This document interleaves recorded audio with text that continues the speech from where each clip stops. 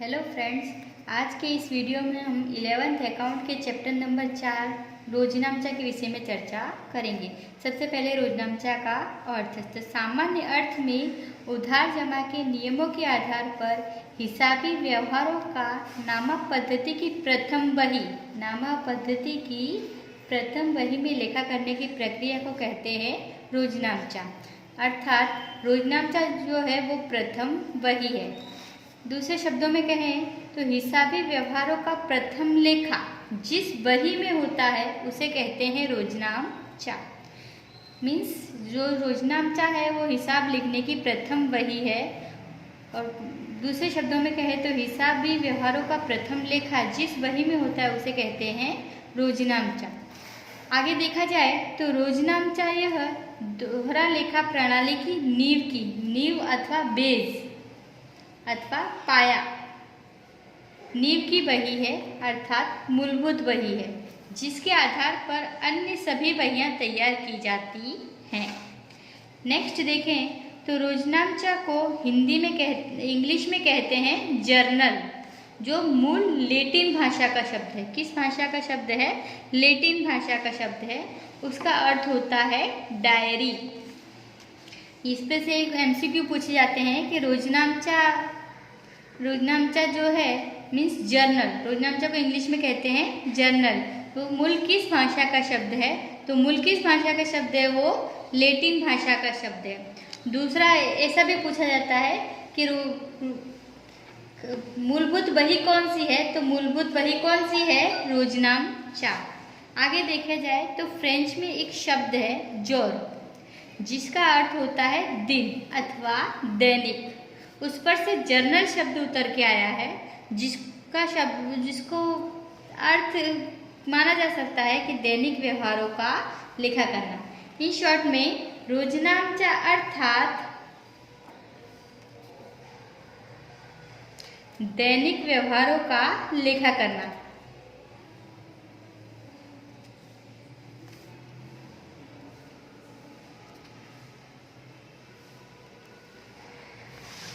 फिर से एक बार रिपीट करते हैं। रोजनामचा सामान्य अर्थ में उधार जमा के नियमों के आधार पर हिसाबी व्यवहारों की नामक पद्धति की प्रथम बही में लेखा करने की प्रक्रिया को कहते हैं रोजनामचा।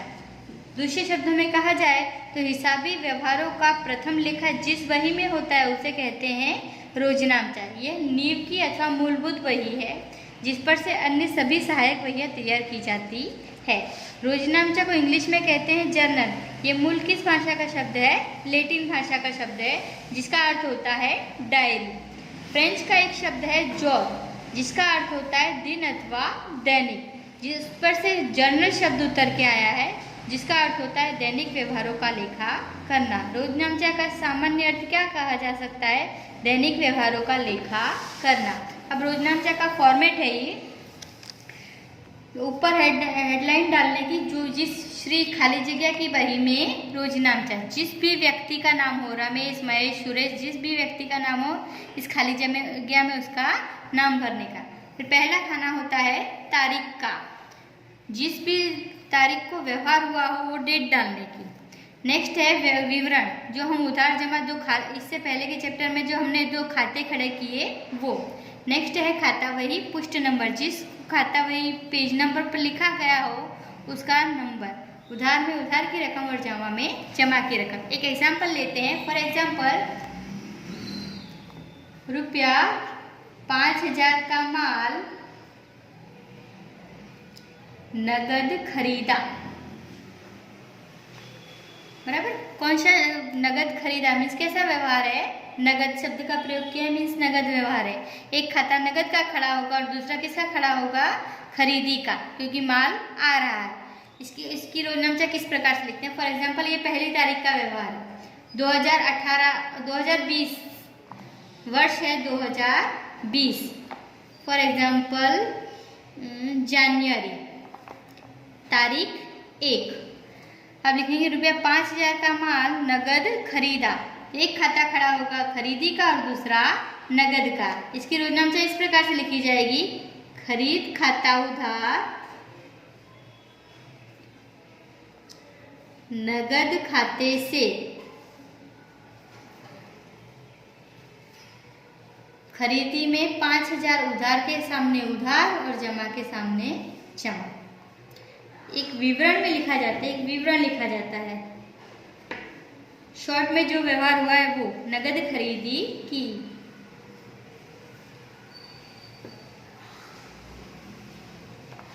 बस ये रोजनामचा कंप्लीट। इन शॉर्ट में हम अभी तक जो चीज वस्तु सीधी सीधी लाइन में लिखते थे, अब इसे फॉर्मेट में लिखना है। अब आगे देखते हैं स्पेशल याद रखने जैसी बातें। तो खरीदी हमेशा होती है उधार। क्यों उधार होती है? क्योंकि इसमें माल आता है। बिक्री को हमेशा करते हैं जमा, क्योंकि माल जाता है। खरीद वापसी को हमेशा करते हैं जमा, क्योंकि खरीदा हुआ माल वापस जाता है।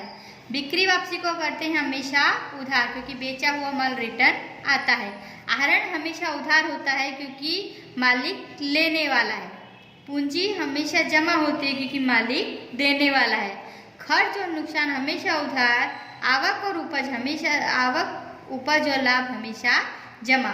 देनदार और लेनी हुंडी, ये और लेनदार और देनी हुंडी हमेशा उधार व्यवहार से खड़े होते हैं। देनदार और लेनी हुंडी हमेशा होती है उधार।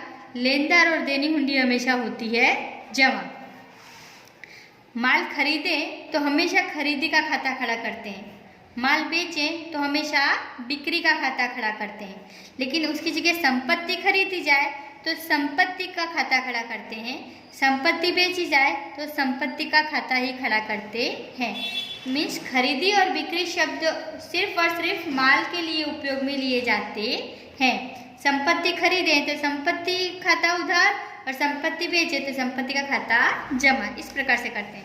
हमारे मुख्य 3 नियम हैं। पहला, व्यक्तिगत खाते का नियम। लेने वाले का खाता हमेशा उधार करो, देने वाले का खाता हमेशा जमा करो। माल संपत्ति यदि आ रही है तो उसे उधार करो और जा रही है तो जमा करो। खर्च, नुकसान और हानि को हमेशा उधार करो। आवक, उपज और लाभ को हमेशा जमा करो। अब आगे है, रोजनामचा को संक्षिप्त में समझाने का प्रयत्न किया गया है। देखते हैं, यहाँ लिखे हुए मैंने व्यवहार उधार, क्या उधार होगा और क्या जमा होगा। सबसे पहले नगद खरीदी। हमेशा कोई भी व्यवहार हो तो कम से कम 2 खाते खड़े होते हैं। 2 से अधिक भी हो सकते हैं, लेकिन कम से कम कितने खाते खड़े होते हैं? 2। तो एक उधार होता है और दूसरा जमा होता है। पहला है नगद खरीदी। नगद खरीदी की हो तो व्यवहार है नगद, तो एक खाता कंपलसरी किसका खड़ा होगा? नगद का। दूसरा खरीदी का। अब हमको डिसाइड करना है इसमें से क्या उधार और क्या जमा होगा। तो खरीदी में हमें पता है, खरीदी में माल आता है तो खरीदी को हमने किया उधार, तो नगद क्या होगी? जमा। नेक्स्ट है नगद बिक्री। एक नगद व्यवहार होने से एक खाता कंपलसरी नगद का खड़ा होगा, एक खाता नगद का और दूसरा बिक्री का। अब इसमें से हमको पता है एक चीज तो क्या उधार होती है और क्या जमा होती है। तो नगद तो उधार जमा कभी भी हो सकती है, लेकिन बिक्री हमेशा क्या होती है? जमा, क्योंकि उसमें माल जाता है। तो बिक्री जमा, तो नगद को क्या करेंगे? उधार। नेक्स्ट है उधार खरीदी की हो तब। उधार खरीदी की है मीन्स उधार व्यवहार है, तो एक खाता कंपलसरी व्यक्ति के नाम का खड़ा होगा और दूसरा खरीदी का, जिसमें से हमको पता है खरीदी हमेशा क्या होती है? उधार, तो व्यक्ति के नाम को क्या करेंगे? जमा। नेक्स्ट है उधार बिक्री। उधार व्यवहार होने से एक खाता किसका खड़ा होगा? व्यक्ति के नाम का और दूसरा बिक्री का। इसमें से हमको पता है बिक्री हमेशा क्या होती है? जमा, क्योंकि उसमें माल जाता है। तो उधार किसको करेंगे? व्यक्ति के नाम को। नेक्स्ट है नगद संपत्ति खरीदी जाए तब। नगद व्यवहार होने से एक खाता किसका खड़ा होगा? नगद का और दूसरा किसका खड़ा होगा? खरीदी का नहीं, लेकिन किसका? संपत्ति का। नगद खरीद संपत्ति की खरीदी की है तो संपत्ति आ रही है तो संपत्ति को उधार करेंगे और जमा किसको करेंगे? नगद को। यदि माल खरीदा होता तो खरीदी का खाता उधार करते हैं, लेकिन संपत्ति खरीदी होने से किसका खाता खड़ा कर रहे हैं? उधार कर रहे हैं संपत्ति का। उसी प्रकार से यदि नगद संपत्ति की बिक्री की जाए तो नगद व्यवहार होने से एक खाता नगद का खड़ा होगा और दूसरा किसका खड़ा होगा? संपत्ति का। संपत्ति की बिक्री कर रहे मीन्स बेच रहे हैं, जा रही है तो संपत्ति को जमा, उधार किसको करेंगे? नगद को। नेक्स्ट है उधार संपत्ति की खरीदी की जाए तब। उधार व्यवहार होने से एक खाता खड़ा होगा व्यक्ति के नाम का और दूसरा किसका खड़ा होगा? संपत्ति का। इसमें से हमको पता है कि क्या उधार क्या जमा होना चाहिए। संपत्ति खरीद रहे हैं तो संपत्ति आ रही है तो संपत्ति को उधार करो, जमा किसको करेंगे? व्यक्ति के नाम को। इसी प्रकार से उधार संपत्ति की बिक्री की जाए तो उधार व्यवहार होने से एक खाता व्यक्ति के नाम का खड़ा होगा और दूसरा किसका खड़ा करेंगे? संपत्ति का। संपत्ति को क्या करेंगे? जमा। क्यों? क्योंकि संपत्ति जा रही है, संपत्ति को जमा करें तो उधार किसको करेंगे? व्यक्ति के नाम को। नेक्स्ट है खर्च चुकाया। खर्च चुकाया, चुकाया शब्द का प्रयोग किया मीन्स कैसा व्यवहार है? नगद। एक खाता खड़ा होगा नगद का, दूसरा किसका खड़ा होगा? खर्च का। हमको पता है खर्च हमेशा क्या होता है? उधार। उपज खर्च के नियम के अनुसार खर्च, नुकसान और हानि हमेशा उधार। तो खर्च को क्या करेंगे? उधार। तो जमा क्या होगी? नगद। नेक्स्ट है आवक मिले। आवक मिले मीन्स कैसा? मिले शब्द का प्रयोग किया मीन्स कैसा व्यवहार है? नगद व्यवहार। एक खाता किसका खड़ा होगा? नगद का, और दूसरा किसका खड़ा होगा? आवक का। इसमें से हमको पता है आवक हमेशा क्या होती है? जमा। तो उधार किसको करेंगे? नगद को। नेक्स्ट है पूंजी। मालिक पूंजी लाए तब। नगद लाए, माल लाए या संपत्ति लाए, सब चीज वस्तु हमारी माल संपत्ति है, धंधे में आती है तो हम उधार करते हैं, पूंजी को हमेशा जमा करते हैं। पूंजी हमेशा जमा इसलिए होती है क्योंकि मालिक देने वाला होता है। नेक्स्ट है आहरण करे तब। आहरण और पूंजी हमेशा व्यक्ति मालिक द्वारा की जाती है।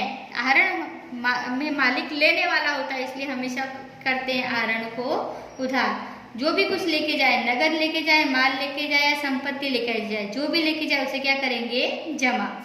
नेक्स्ट है लोन ली हो तब। लोन के हमेशा व्यवहार नगद में होते हैं। नगद व्यवहार होने से एक खाता नगद का खड़ा होता है, नगद आ रही है इसलिए नगद को उधार करेंगे। ली लोन, जिस भी व्यक्ति से ली हो उसका खाता जमा करेंगे। यहाँ तक रखते हैं। पूर्णावती अस्तु।